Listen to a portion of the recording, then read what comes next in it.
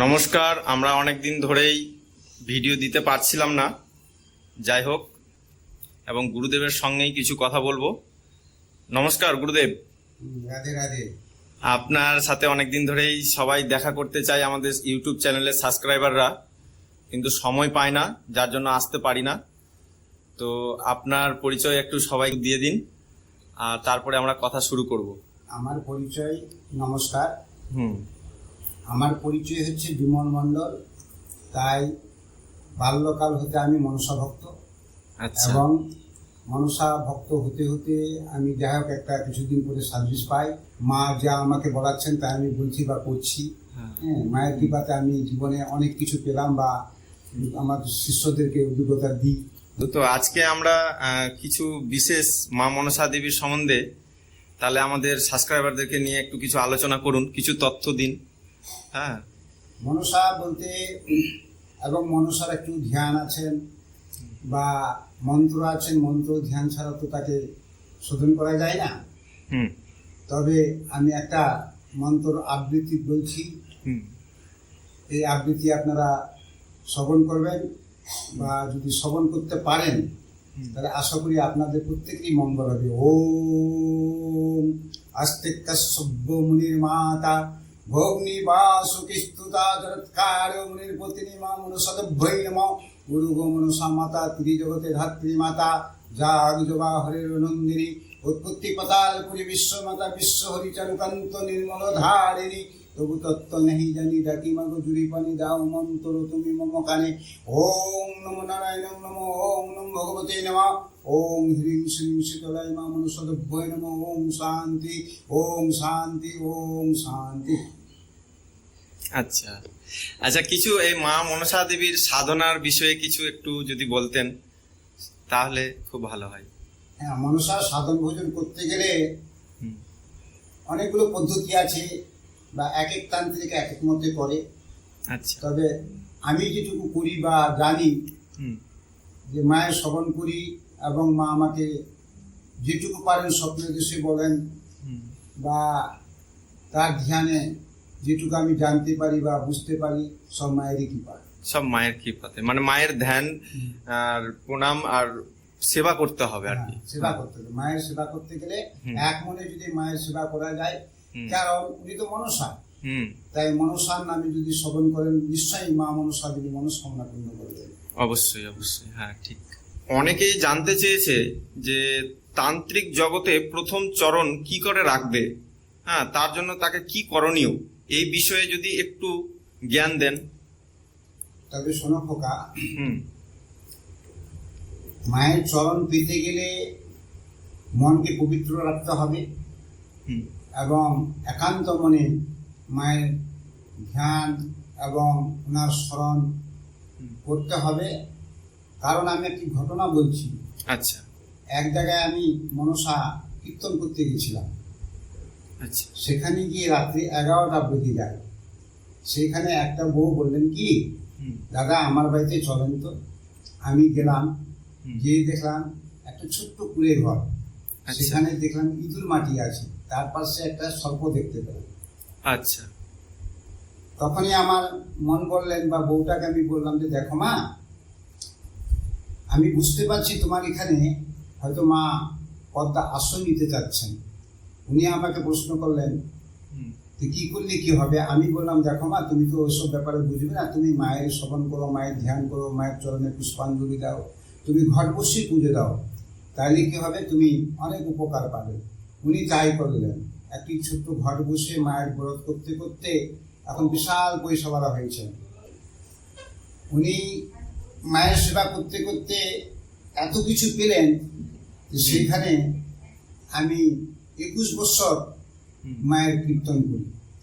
আচ্ছা, মানে মনসা গান করেছেন আপনি? হ্যাঁ, মনসা গান করি। আচ্ছা। কিন্তু যাই হোক, উনি একটু ভুলের কারণে একবার কোনো কারণবশত হয়তো আমি যেতে পারি নাই। তাই কাউকে নিয়ে এসেছিলেন, নিয়ে আসার পরে একটা কিছু ভুল হয়েছিলেন বলে তার একটু ক্ষতি হয়েছিলেন। পুনরায় আমাকে আবার জিজ্ঞাসা করলেন যে দেখো মনসা সবাই ধ্যান যোগ করতে পারে না। অবশ্যই অবশ্যই। মনসা ধ্যান যোগ করতে গেলে মনকে পবিত্র রাখতে হবে, মনকে একান্ত রাখতে হবে। মনেই সবকিছু, মনেই সাধন ভোজন, মনেই সবকিছু হয় বাবা। হ্যাঁ। তবে মনসার ধ্যান যোগ্য করতে গেলে প্রভাতে উঠতে হবে, চান করতে হবে, তার চরণে পুষ্পাঞ্জলি দিতে হবে এবং সেইখানে গুড়া ধূপ জ্বালাবে না। আচ্ছা। সেইখানে ধূপকাঠি জ্বালাবে। যদি ধূপকাঠি জ্বালানো যায় সেখানে মা থাকে না, মা সেখান থেকে চলে যায়। ও, ধূপকাঠি জ্বালানো যাবে না? না না, গুড়া ধূপ জ্বালানো যাবে না। গুড়া ধূপ আর ধূপকাঠি? হ্যাঁ, ধূপকাঠি জ্বালানো যাবে। আচ্ছা আচ্ছা। গুড়া ধূপ জ্বালানো যাবে না, কারণ অনেক জায়গায় দেখেছো বা প্রমাণ আছে যে অনেক গুণকীর্তন হয় যেখানে অনেকের শরীরে মা ভর করে। হ্যাঁ, এই জিনিসটা কি যেটা আমরা বুঝতে পারি না, এটা কি সত্যি ভর করে মা আসে? তবে শরীরটা হালকা হয়ে যায়। আচ্ছা। অনেকে কন্ট্রোল করতে পারে, অনেকে কন্ট্রোল করতে পারে না। তাই মনটাকে হালকা হয়ে যায়, তখনই সে আবল তাবল বলে। এবং তখন তাকে মন বোঝানোর জন্য কি করা যায়, গুড়া ধূপ দিলে ধূপ দেওয়ার পরে সে চলে যায়, গা ছেড়ে দেয়।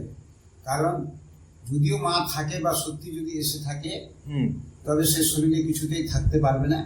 ধূপ দিলে? হ্যাঁ, ধূপ দিলে সেখান থেকে বিদায় হয়ে যায়। আচ্ছা, বিদায় হয়ে যায়। এইটুকুই হচ্ছে বাবা। কারণ মনসা হচ্ছে বিশ্বের জননী। মনসা পদ্মাবতী বিশ্বের জননী, জগৎ জননী, তার তো অনেক নাম। হ্যাঁ, মনসা নাম বলে কেউ ডাকে, কেউ পদ্মাবতী বলে ডাকে, কেউ বিশ্বহরী বলে ডাকে। তো মনসা নাম হচ্ছে মনস্কামনা পূর্ণ করে। পদ্মাবতী নাম হয়েছিল কেন? যখন তার সৃষ্টি হয়, উদ্দুরা কশ্যপ দেখেছিলেন পদ্ম ফুলে। আচ্ছা। তাই পদ্মাবতী নাম রেখেছিলেন। আচ্ছা। আর বাসুদেবের কাছে বিশ্ব ভান্ডার পেয়েছিলেন তার বিষের। আচ্ছা আচ্ছা। বিষেরই জন্য সে বিশ্বহরী নাম রেখেছিলেন বাসুদেব। আচ্ছা, বাসুদেব নাম রেখেছিলেন বিশ্বহরী। বিশ্বহরী কন্যা। বিশ্বহরী কন্যা। এইভাবে অনেক কিছু ওর জীবনে বাবা, হ্যাঁ, অনেক জীবন তত্ত্ব রয়েছে, অনেক জীবন তত্ত্ব রয়েছে। আমি আর কি বলবো, তবে ঠিকভাবে বসতে গেলে আমি এক এক করে বুঝিয়ে দেবো, এখন সময় নেই। হ্যাঁ, ভালো লাগলে আবার আমরা করব। হ্যাঁ, যে বিষয়ে জানতে চাইবেন সেই বিষয়ের উপরে করব, এবং যে বিষয়ে জানতে চাইবেন এক এক করে আপনাদেরকে বুঝাবো। অবশ্যই। কারণ অনেক কিছু আছে, এই এর মিলা বড় কঠিন। হ্যাঁ হ্যাঁ হ্যাঁ। কিছু একটু উপায় যেটা এমনি সাধারণ মানে মানুষ যেটা করতে পারে আর কি রক্ষার্থে, রক্ষার জন্য। হ্যাঁ, রক্ষার কিছু। কলহ লেগে থাকছে, হ্যাঁ, শান্তি পায় না। এক কাজ করবেন, আমি ক্ষুদ্র জ্ঞানে বলছি। হ্যাঁ হ্যাঁ। লাবান বলে একটা ধূপ পাওয়া যায়। আচ্ছা। সেই ধূপকে রবিবারের দিন সন্ধ্যাবেলায় পায়রার পিষ্টা দিয়ে সেই বাড়িতে যদি ধোয়া দেওয়া যায়, তাহলে সেই বাড়িতে খারাপ জিনিস প্রবেশ করতে পারে না। বাড়িটা শান্তি থেকে শান্তি হয় এবং অশান্তি থেকে মুক্তি পায়। আচ্ছা গুরুদেব, কিছু আপনার জীবনে ঘটা এমন কিছু ঘটনা রয়েছে যেটা আমাদের সঙ্গে আপনি একটু শেয়ার যদি করেন। নিশ্চয়ই বলবো। তবে শোনো বাবা, তুমি যেভাবে আমার শিষ্য, হ্যাঁ, সেইভাবে আমার একটি শিষ্য ছিল।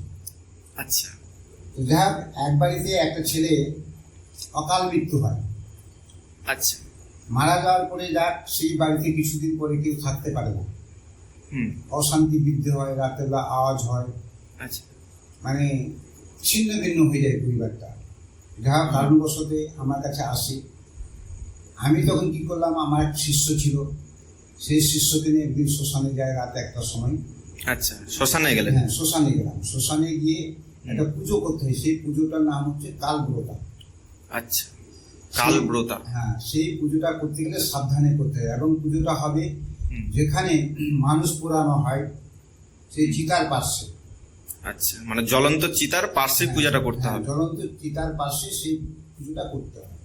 আচ্ছা। এবং পুজো করার টাইমে আমি তখন শিষ্যকে বললাম যে, শোনো বাবা, তোমাকে একটি কাজ করে দিতে হবে। কিন্তু শিষ্যটা আমার কাছে কিছু গোপনীয় কথা রেখে দিয়েছিলেন, আমাকে প্রকাশ করতে বলে না। এই জন্যই বলে, গুরু করতে গেলে ভালো গুরু করতে হবে।